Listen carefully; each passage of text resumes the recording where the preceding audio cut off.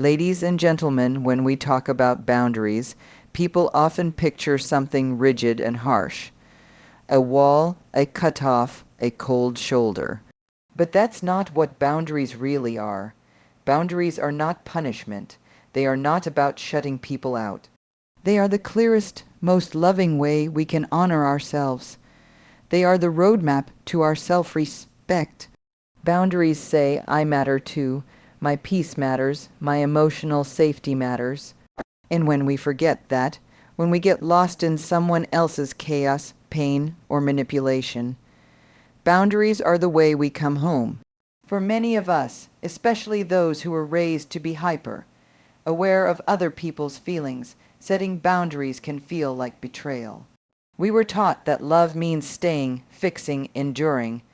We were taught that being good meant being agreeable, forgiving, flexible. So the idea of choosing space, of choosing ourselves, can feel uncomfortable at best and selfish at worst. But self-respect isn't selfish. It's essential. It's the foundation on which every healthy relationship is built. Without it, we lose ourselves one compromise at a time, until we're standing in a life we barely recognize, wondering how we got there. The truth is, not everyone will understand or honor your boundaries, and that's okay, because your boundaries aren't for them. They're for you. They're not meant to control someone else's behavior. They're meant to clarify your own limits. And when you have people in your life who repeatedly ignore or disrespect those limits, it's not a reflection of your worth. It's a reflection of their inability to meet you with the respect and compassion you deserve. It's incredibly hard to set a boundary with someone who has trained you to believe that your needs are inconvenient or that your voice doesn't matter. When someone has spent a long time making you question your intuition, doubt your feelings, and silence your inner knowing, taking your power back can feel terrifying. But that moment when you say no more, when you choose space, when you choose silence, is the moment healing begins. It's not loud, it's not dramatic, it's quiet, it's steady. It's a deep cellular knowing that you no longer have to stay in places where your soul feels starved. Boundaries are how we stop abandoning ourselves. Every time we ignore the knot in our stomach, every time we excuse behavior that hurts, every time we override our own intuition to keep the peace, we're telling ourselves that our needs come second. Over time, that erodes our sense of self, but boundaries repair it. Boundaries say, I am worthy of protection, even from people I care about. That's the hard part, right?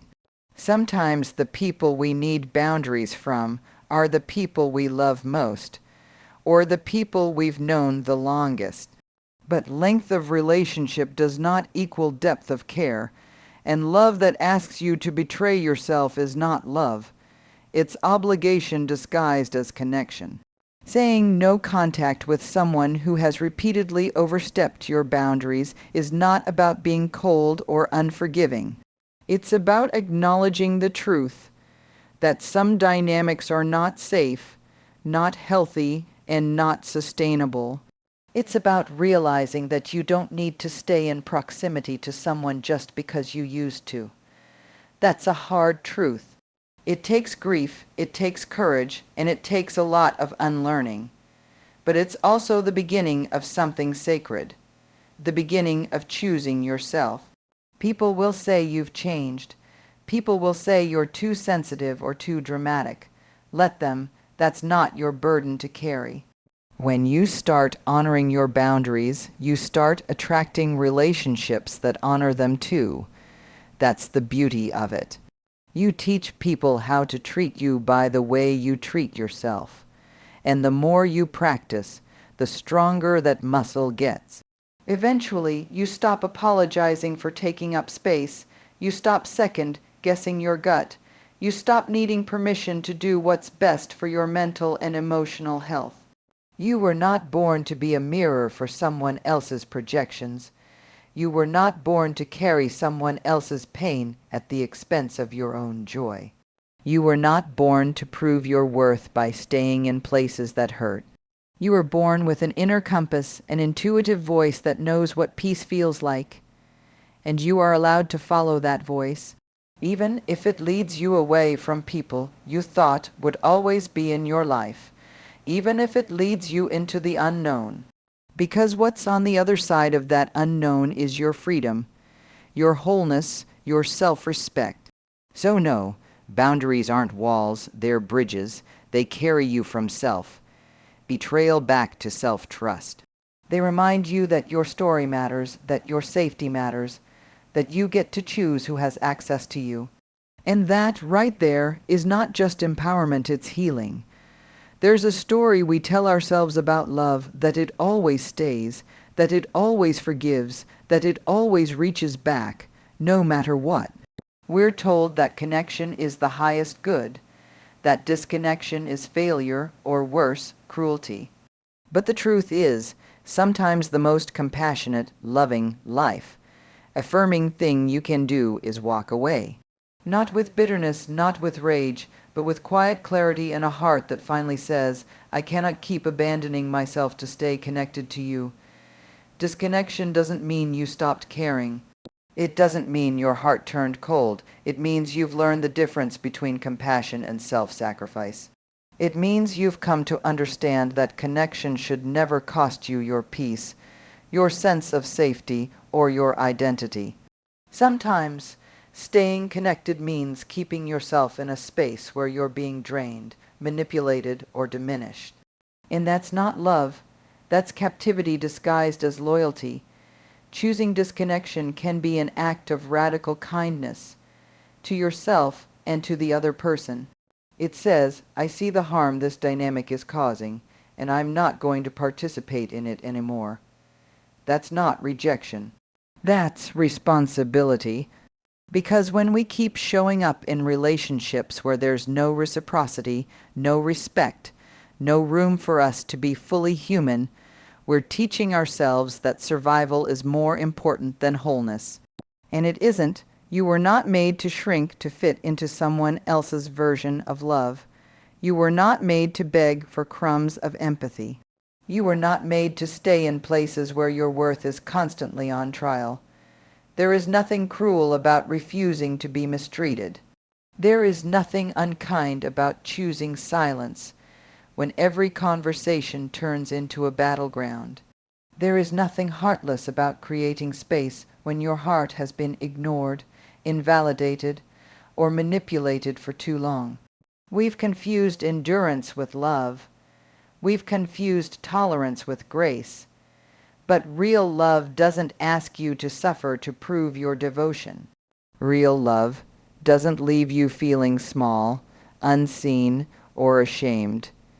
Disconnection is not about punishing someone. It's not about making a statement or getting revenge. It's about reclaiming your right to peace. When someone has consistently shown that they cannot or will not treat you with kindness, when their presence in your life brings more harm than healing, the healthiest thing you can do is step away. And yes, it will hurt. Yes, it will feel unfamiliar. Yes, the silence will be loud at first. But in that space, something sacred begins to grow. Clarity, stillness, healing, self-trust. You don't need to explain yourself to people who have made a habit of misunderstanding you. You don't need to keep the door open for someone who keeps walking in and breaking things. You can love someone and still choose not to let them close to you. Love doesn't always mean proximity. Sometimes love means letting go. Not because you stopped caring, but because you started caring about yourself, finally, fully, and without apology. For many people, the idea of cutting contact feels like failure. But what if it's not? What if disconnection is the moment you finally succeed in choosing yourself? What if it's the doorway into the life you were always meant to live? Free from the chaos, the gaslighting, the second guessing. We are allowed to evolve beyond our past. We are allowed to say that chapter is over, even when the story was once filled with moments of love and laughter. A history with someone does not mean a future with them. You're not betraying the good by acknowledging the harm. Some people will never understand why you walked away. Some people will call it cruel, dramatic, unnecessary. Let them. You are not responsible for managing their narrative. You are responsible for protecting your peace. And peace is not passive. It is powerful. It is the result of making hard choices, sitting with uncomfortable truths, and choosing to love yourself enough to say, no more. This doesn't mean you hate them. It doesn't mean you wish them harm. It simply means you are no longer willing to harm yourself for the sake of connection. It means you are choosing authenticity over obligation, healing over habit, and truth over the illusion of harmony. Sometimes disconnection is how we finally hear our own voice again. It's how we remember who we were before we started twisting ourselves into versions that someone else found easier to control or consume. It's in that quiet space that we start to grieve, not just the relationship, but the parts of ourselves we lost inside it. And it's in that same space that we begin to rebuild, piece by piece, something stronger, something more honest, something whole. So no, disconnection is not always a sign of bitterness. Sometimes it's the purest form of compassion, the kind that says, I love you enough to let you go, and I love myself enough not to stay. Shame is quiet, but it's powerful. It whispers things that sound almost reasonable. Maybe it's your fault. You should be more forgiving. You're being too sensitive. If you were stronger, you could handle this. And slowly, almost without noticing, you start to believe those whispers. You start to doubt your instincts. You start to shrink. You make yourself small so someone else doesn't feel uncomfortable. You silence your voice so someone else doesn't feel exposed. Shame convinces you that protecting yourself is selfish and that speaking up is an act of betrayal. And that is how it keeps you hooked. When you're entangled in a harmful or manipulative dynamic, shame is often the glue. It convinces you to stay, to try harder, to prove yourself. It convinces you that setting boundaries means you're being mean, or cold, or unforgiving. Shame doesn't just keep you in the relationship. It keeps you from trusting your own perception of it. It trains you to over-explain, over-apologize, and over-function. It's not just about what someone else is doing to you. It's about the story you've started to tell yourself about why you have to endure it. And here's the thing, that story can feel almost impossible to challenge when it's been with you for years. Maybe it started in childhood. Maybe it was shaped by the idea that being good means being agreeable. Maybe it came from a culture that values loyalty over truth, image over integrity, endurance over emotional safety. But whatever its origin, shame does the same thing. It makes you doubt your right to protect yourself. It makes you feel guilty for wanting to be treated with respect. It keeps you tethered to pain because it convinces you that the pain is somehow proof of your love. That's where boundaries come in. Boundaries aren't just external statements, they're internal shifts. They begin with a decision. I will no longer ignore the voice inside me that says, this doesn't feel right. I will no longer let someone else define what I'm allowed to feel. I will no longer confuse guilt with responsibility. Boundaries are how we interrupt the cycle. They're how we stop giving shame the microphone. They're how we begin to tell a new story, one where our needs matter and our voice counts. At first, boundaries can feel like betrayal, especially if you've been conditioned to prioritize someone else's comfort over your own peace. You might feel anxious, you might feel unsure, you might second guess everything. That's okay, that's normal. It's not a sign that your boundary is wrong. It's a sign that you're stepping into unfamiliar territory. You're not just drawing a line with another person. You're redrawing the map of your relationship with yourself. Because when you start setting boundaries, something shifts internally. You begin to realize that you are not too much, that your sensitivity is not a flaw, that your intuition is not imaginary, that your desire for peace is not unreasonable. You begin to see that the discomfort of someone else reacting negatively to your boundary is not your responsibility. Their discomfort is not your burden to carry. Your job is not to manage other people's reactions. It's to honor your truth. And yes, people might push back, especially if they were benefiting from your lack of boundaries. They might accuse you of changing. They might try to guilt you, shame you, or wear you down. But their resistance does not mean you're wrong. In fact, it might mean you're finally doing something right. The people who truly care about you, who see you as a human, not a tool for their convenience, will respect your boundaries. They may not always understand them right away, but they will honor them, because that's what healthy love looks like. Boundaries don't make you hard or closed off, they make you honest. They make you grounded. They allow you to show up in relationships from a place of truth instead of fear. You stop walking on eggshells. You stop twisting yourself into someone else's version of easy to love. You start showing up as your full self with your needs, your limits, your voice. And from that place, everything changes. Shame will try to keep you in the old patterns. It will tell you that setting boundaries makes you unkind or ungrateful or difficult. But here's what shame doesn't want you to know. Boundaries are a form of self-love. They are an act of courage. They are a declaration that you are no longer willing to abandon yourself in order to be accepted by someone else. And that kind of self-respect is magnetic. It attracts relationships where you can breathe, where you don't have to earn your worth, where you can be soft without being stepped on. So yes, shame can keep us hooked. It can keep us stuck in places that diminish us. But boundaries set us free. They're not easy.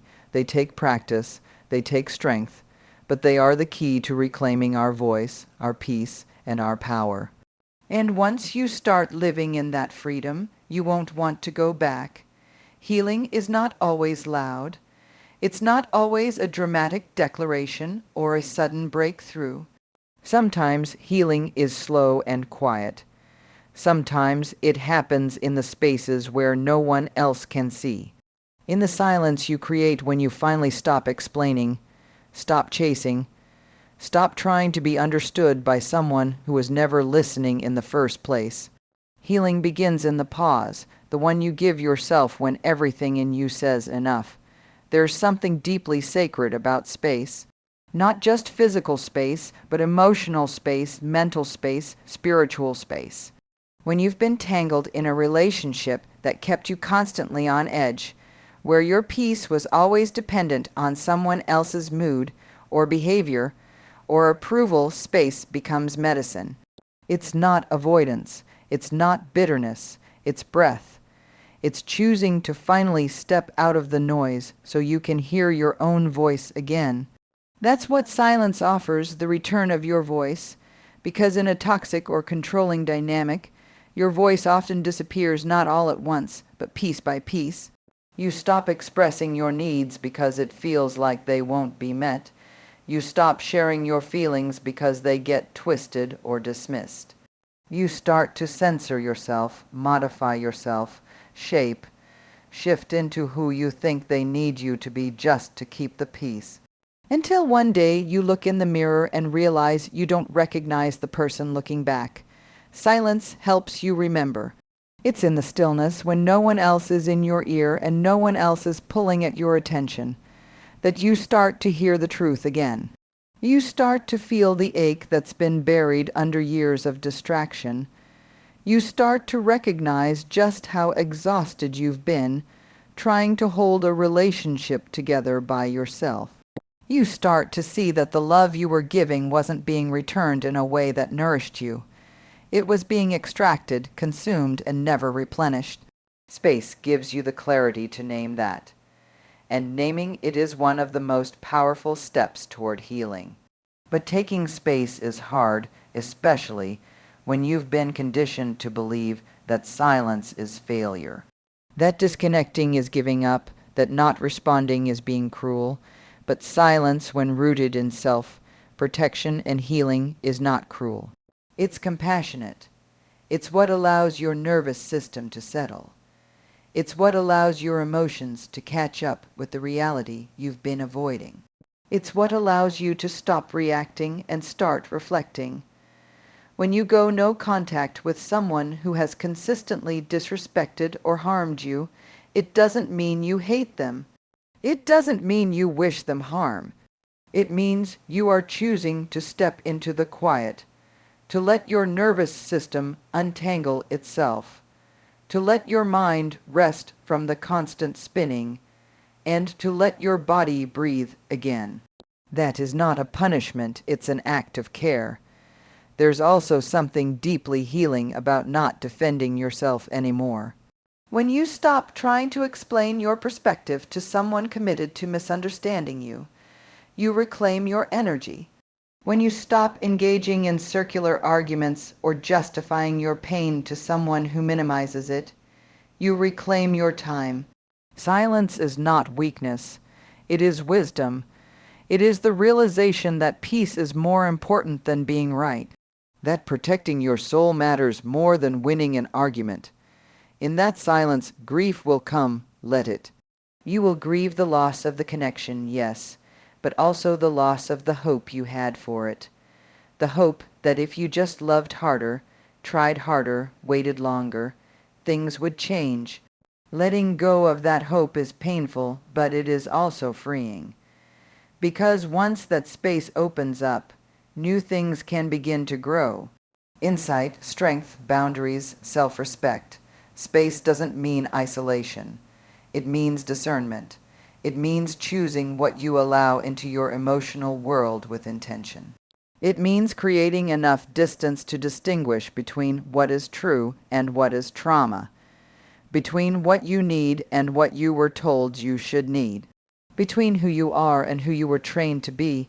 Healing requires that. It requires stillness, time, distance, reflection, and most of all, permission to rest, permission to not have all the answers right away, permission to prioritize your peace, even if other people don't understand.